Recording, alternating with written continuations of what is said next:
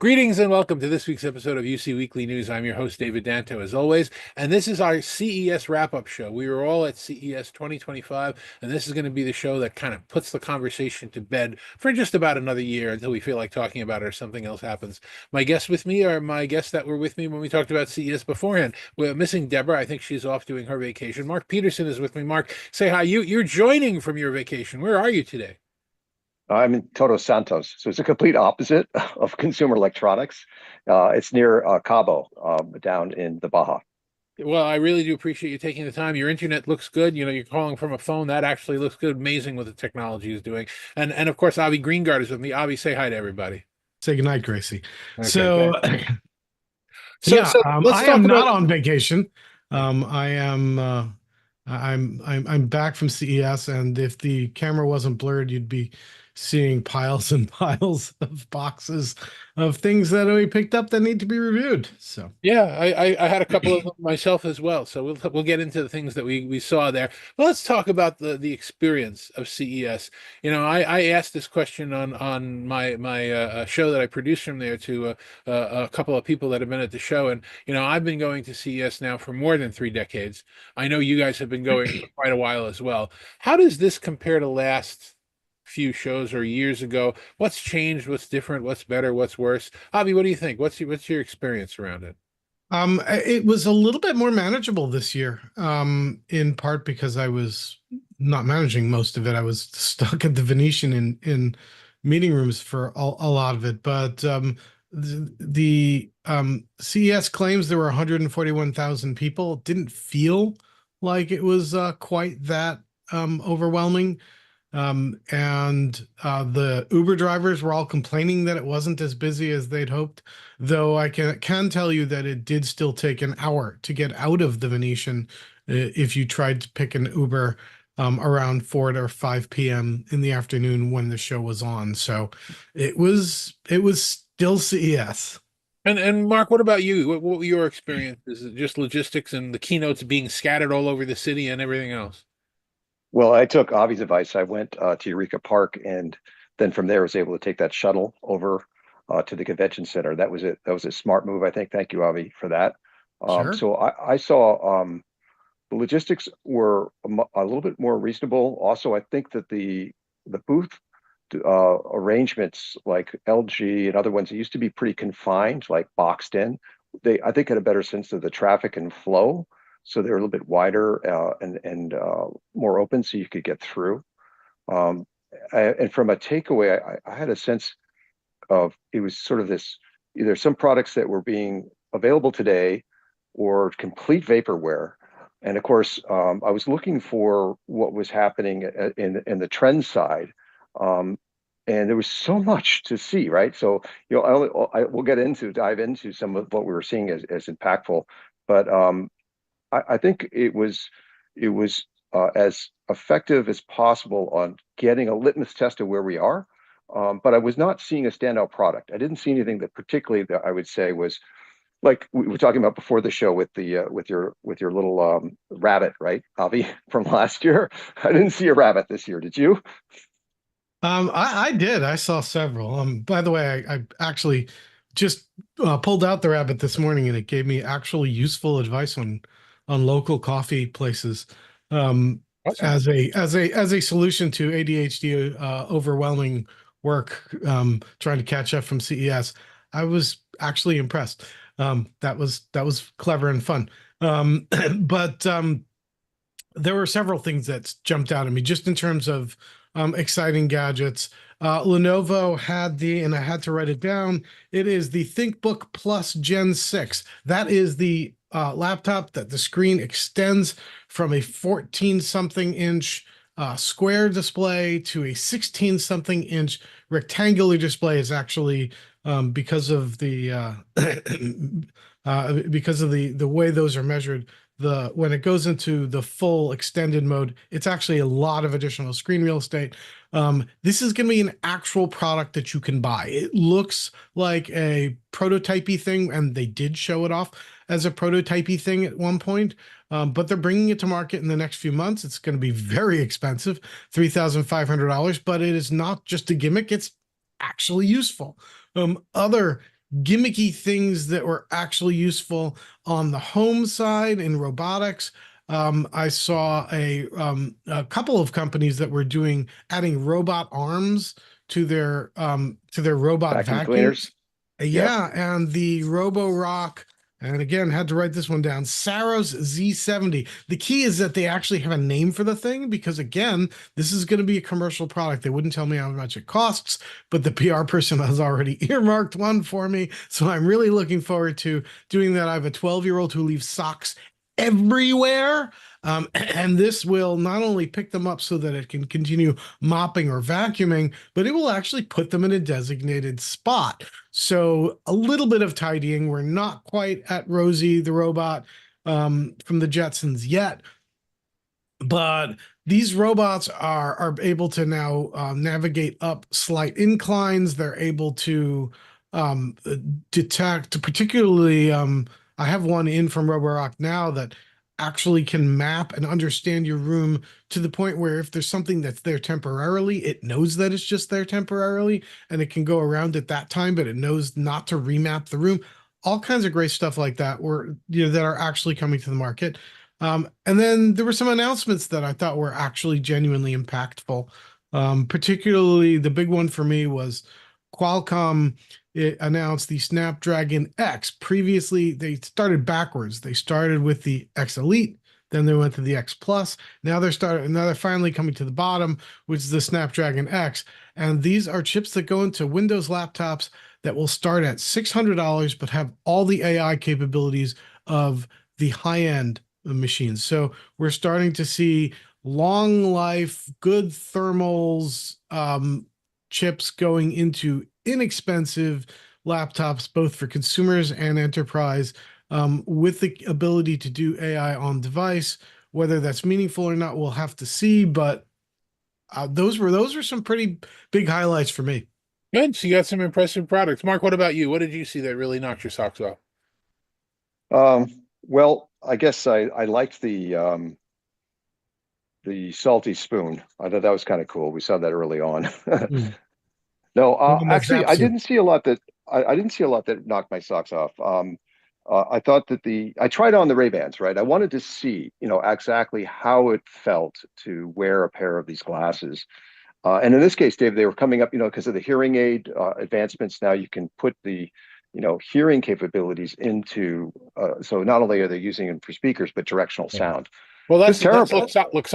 Luxottica who makes that as a version of that coming out specifically to help people that have hearing problems, but they're waiting for FDA approval. So Yeah, that's I got to try those on. I got to yeah, try them on and be able to see this. And it works in terms of focusing the direction of your sound, yeah. but it didn't do anything in terms of improving the ambient. So that there was I'm not sure if you guys saw that, and again, this is Eureka Park, but a couple of people were doing nanojet bubbles. These are micro bubble sprays. I thought a lot of I went in there and didn't realize how much healthcare was going to be. I did anticipate it, but healthcare Enormous. products was just all over the place. So I had to step back and kind of say, all right, let's just embrace this healthcare trend and all of the different nuances of it, and to see where it's most effective. So I saw a couple of those nanojet products that I thought were pretty interesting. It's interesting. I'm going to be a little bit of the contrarian here. Well, Abby, say something so people can see you showcasing your Oh, these are setup. the Ray-Bans. Yeah, These are the new X Reels that were shown off at the show. there So you go. yeah, we've got some toys. So Um, so I was a little bit underwhelmed by a couple. I mean, I saw some products that I really liked, and I'll get into them, but I was underwhelmed by a few different things. The health tech section was enormous. But when you peel the onion on a lot of the people that were there and a lot of the folks, the products that were there, some of it doesn't make sense. Here's an example. They have a type 2 diabetes blood glucose meter that they were Yeah, showing that's needle free, yeah. pierces your skin with Uh, laser. So I go and start to have a conversation with the engineers there, and I say, "Oh, so it's needle free? That means it doesn't have to pierce your skin?" They say, "No, it pierces your skin. It just does it with a laser." So then I said, well, all right, so you don't need test strips for it? He said, no, no, you still need test strips for it.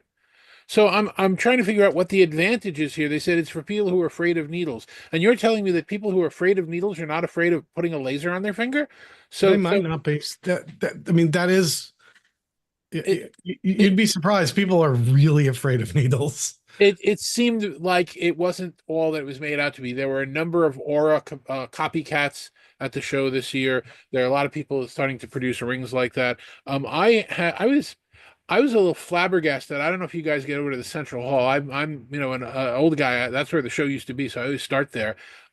You had the Samsung, which has always had an enormous booth, was aisle to aisle in the Central Hall, which means unless you're walking outside in the corridor, not in the room, you have to walk through the Samsung booth in order to get to the back of the hall. I know. I think that's the term for that is chutzpah. You'll have to, if you don't know it, you'll have to look it up. But it's I wouldn't be in the back of the hall and happy with that. So that was one thing that kind of bothered me. There were also many more. I don't want to call them fly by night, but many more companies that I'd not heard of before taking up huge amounts of the hall. About the entire South Upper were Asian manufacturers that if they're doing business, if they're signing up people to do ODM and OEM work, then great, then it's valuable for them. But it really wasn't valuable for an attendee who's looking at things. So I was not as impressed. There weren't as many press conferences. There are people that are starting to do their own thing. Obviously, Avi, you point out the meetings were very important because people are Yeah. all there, and that's the opportunity. But the CES itself, I wouldn't call this the best show I've ever been to. This is probably, Yeah. one I agree, of David. the I mean, worst. as we saw, I was posting a ton of these fluffy animals because I don't think people understand that, look, right now, we just heard an announcement. I certainly saw this, Avi, but a woolly mammoth is going to be born within 3 years. A woolly mammoth is going to be born year to row.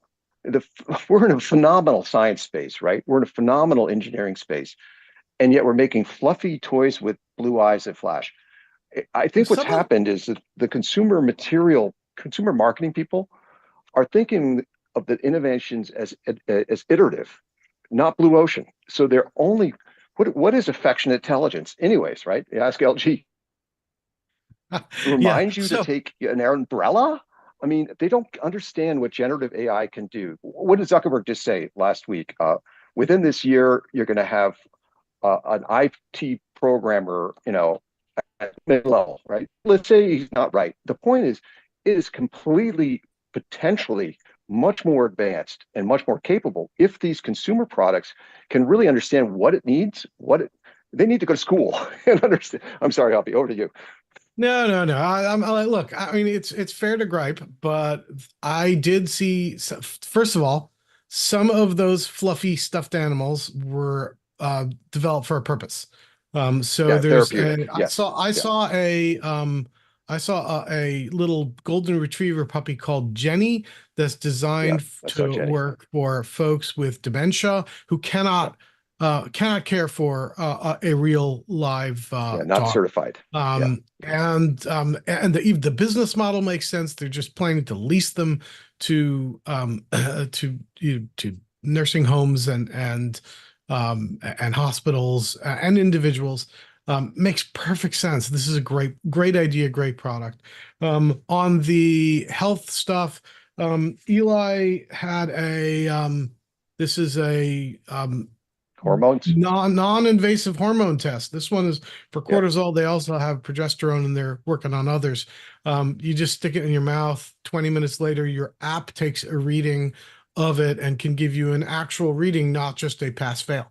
And so, I don't, is that blue sky? Well, it kind of is for hormone testing. I actually had a clinical diagnostician person who's a friend of mine pinging me every 5 minutes while I was at the show, asking where could she get my code, or can she get an early look at this? So there's still there's still some exciting stuff. And David, to your point about Samsung taking over that whole hall, I actually thought that was interesting because that's not the only hall they took over. Samsung also did have a huge press conference, and in untypical Samsung style. It was straightforward. It told a story and talked about products and its technologies in a way that wasn't overly bombastic or, ridiculously kitschy like LG's day in the life Or press Panasonic conference. Stormtroopers a few years ago. Yeah, or Samsung's version of that just a few years before that. But they also had First Look, which is takes over an entire enormous part of the Caesar's Palace, I think it was. Their convention center, and they have a whole separate area for their appliances. And so just the scale of what Samsung is doing in the digital home Sure. what was very impressive to me, even compared to their direct competitor LG, which had some very impressive televisions. They're higher in brightness than ever before, still wildly colorful. Their OLEDs are interesting. They've got AI built in because of course they do. But the scale that Samsung was showing was very impressive, and they're understanding that if you've got that kind of scale and you're putting technology into all these products, let's try to make it meaningful. So a couple of things that jumped out at me just from there were the fact that they're promising 7 years of software updates on their appliances. So if you're getting a smart appliance, you don't want it to turn into an attack vector for a terrorist group. You want to make sure that it remains secure. And then the other thing that they're doing is they're adding accessibility into all of these things. So you know, does it wash your clothing any better? I don't know, but if you've got a giant display on it and it can display the settings in high contrast, large format fonts for people with low vision, that's a real reason to buy an appliance with a giant display on it than one with a dial and tiny text. I was impressed. So a couple of things for me that I thought were actually pretty impressive. One is, I mean, this is a device. I'm going to hold it up that I saw at Eureka Park, and the KISS, the Keep It Simple, Stupid. We've been trying to fix eye contact for video conferencing for decades, and there are people that are doing it with AI technology, and it looks kind of weird. And somebody like me is trained to look at the camera, so it looks like I'm looking at you, even though I'm not looking at you. This thing has a little swing arm, comes down, pops in front of your screen. And all of a sudden now this little unobtrusive piece sits in front of the person's face and you can look at them. And I've started to do some testing with it. I've compared it. It's probably not as good as, the $3,000 camera that I typically use, but you know what? It's pretty good. So that was one thing that really impressed me. Another thing, and this you're not going to read this anywhere, and that goes back to something that I talk about is that I don't go to the keynotes. I used to get up at 6 in the morning to go to the LG one at 8 a.m. And the truth of the matter is, I don't need to do that because they stream it, and I can watch it from the hotel room, and I can take screen captures. And even if I choose not to go, like to NVIDIA or to the one Bastian did for Delta, it's all over the place. It's covered by everybody. That's not why I go to CES. I go to CES to find the things that aren't being covered by everybody, so I can give the people that pay attention to what I write and what I view some insight. One of them was a company called 12 Sound, which I don't know if either one of you have ever heard of. I have an update on it on my YouTube channel if you want to take a look at it, but it doesn't do it justice because what the engineers here did is they made a processing box for audio that takes unencoded pure simple stereo signals left and right. They downloaded a YouTube video that was 30 years old that doesn't have Dolby on it, doesn't have anything on it, and they're processing it with a fake center channel so that you're getting complete surround.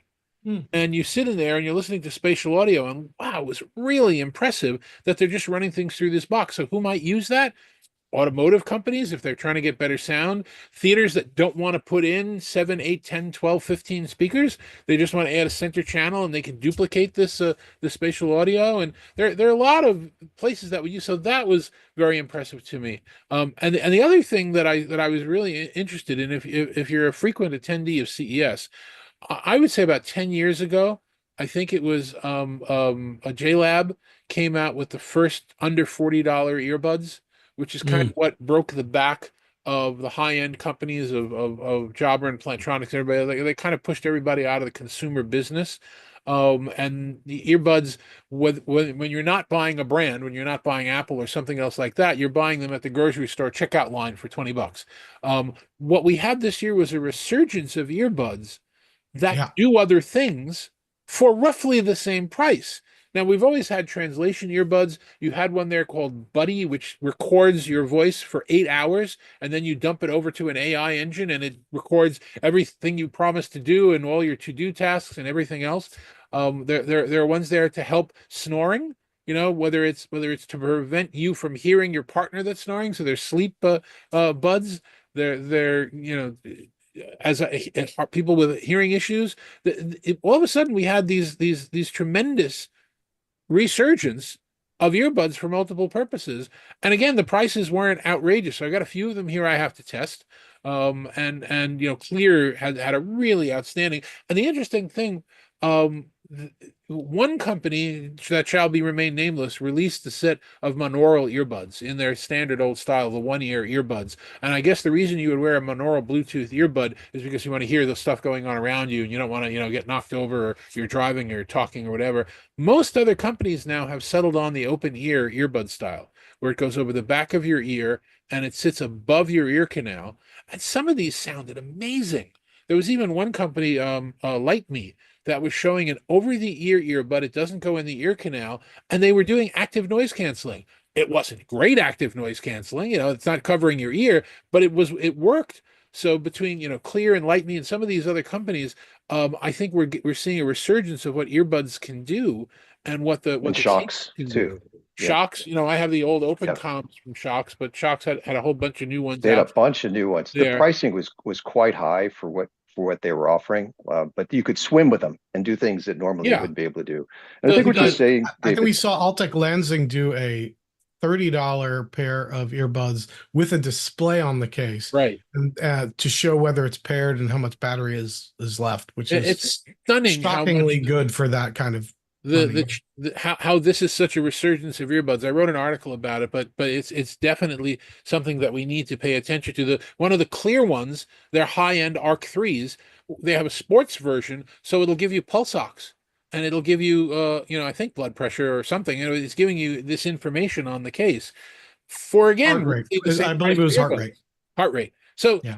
there's a lot of things like that, and that was those are some of the biggest things that I saw this year. So Mark, anything else from you that you want did to? you see AudioFly? Again, this was Eureka Park, so right wherever you were, but it was a sound bar that only projected sound within the field of if you're on the couch, right? So as soon as you step away from the couch area, it would negate the sound, which I think, when you're looking at the larger displays and people watching football and the people who don't want to watch football being able to still be in the same room. And they did the same thing, but on the display at a workstation. So the same concept Sure. is that the sound is within just a sound field within your space, and as you move around, it will cancel the sound. I thought that was pretty We've good. had those in AV on the ceiling, the sound domes, the lucite Right. domes, where if you're under it, you can hear it. And there are a few companies that are making that. But yeah, no, that's exciting. Lenovo was showing off a Think Center with that type of technology built into the all-in-one display. So you could have an open floor plan, and people would be able to hear what you're saying, but they wouldn't be able to hear what you're listening to, what you're hearing. Useful for private conversations, but also just to reduce some of the noise in an office, particularly if you're doing things like call center. I thought it was thought that was a good use of the technology. Lots of interesting use cases. I think the volume needed to get a little bit higher, and I think they need to provide something so that your voice, you can be lower, and they like an attached Bluetooth earbud with microphone for you. It was very impressive. You go like this, you can't hear. You go like this, full volume. You go like this, can't hear again. Yeah, no, it was I really wanted to shift over to displays for a minute, David, because I thought that was kind of an area, and I wanted to get okay. your take also. Let's make it the last word. Let's make it your last reflection from this, and then we'll let Avi get a shot. Okay, well, okay. So on the TCL, I thought their announcement of their products are, you're seeing Hisense and TCL being the dominant now. They're younger Agreed. companies, super competitive. But when TCL dropped the pricing, their pricing points for their most advanced technology are under $1,000 TVs that were just phenomenal. So they're certainly going to take, I think, the market this year as the display of choice. Now, a lot of news was coming out with the Panasonic OLED. You see a bunch of people after their show saying, "Hey, that's the best one." I'm not sure if you saw it, but they have a new heat venting system. It's a passive ventilation system, but it's directly behind the display. So if you have the display sitting out, okay, but I don't think that's going to work if you recess the display or if you have a Visa mount. It just looked like, so I'm not sure if they quite got all of that. And again, that was the only thing, Panasonic back in the OLED display game. I'm not sure about that because everything else around in their booth is all about home and health and life. And the other one, the last one would be Samsung trying to interconnect the house, the home, and the car. And then we know Harman is in car, but they're trying to create this whole ecosystem. Whether you're wherever you are, Samsung is going to be with you. And I think that what I got from that was the AI was having a lot more fun than the people using it. I'd rather be the AI telling people, "Hey, take your umbrella with you," than being this sort of puppet of being directed by intelligence as to what you should and shouldn't do and when you should get off the road to get your favorite cup of coffee. So I'll leave that one for you. Awesome. How can people get in touch with you if they want to reach out? Well, you can find me at LinkedIn, Mark Peterson at LinkedIn, or you can reach me. We do a lot of posting at smwllc.com. Great. Thank you, Mark. I appreciate you taking time from your vacation. Avi, what about you? Some last words from the show? Yeah, two really. One was there was a hidden silicon winner behind all of the new TVs that are using these mini LED arrays. And as they add more mini LEDs and then they split them into RGB, they just need more control and they need more silicon to do it. And almost all of these companies, with the exception of Sony, are pretending that, and Samsung, which actually probably does make its own, they're all pretending that they have their new AI RQPTS processor that's doing behind it. It's all MediaTek. MediaTek has some fantastic processors that go into anything with a display on them, and then they get rebranded by these companies. I kind of wish that they would own up to the fact that this isn't their proprietary secret sauce, but yeah, what are you going to do?